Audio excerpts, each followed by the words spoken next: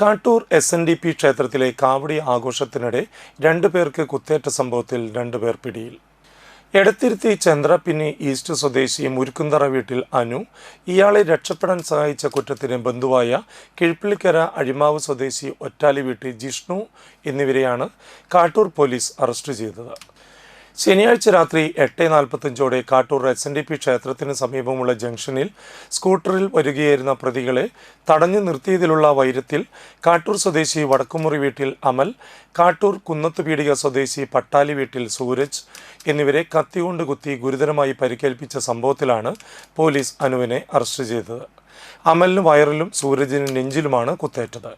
Irinjalakuda DYSP Santhosh, Kattoor police station SHO CS Baiju, SI Babu George, GASIമാരായ CG Dhanesh, ES Jeevan, GSPOമാരായ VS Shyam, KV Vipin, CPO Abhilash എന്നിവരാണ് സംഘത്തിൽ ഉണ്ടായിരുന്നത്.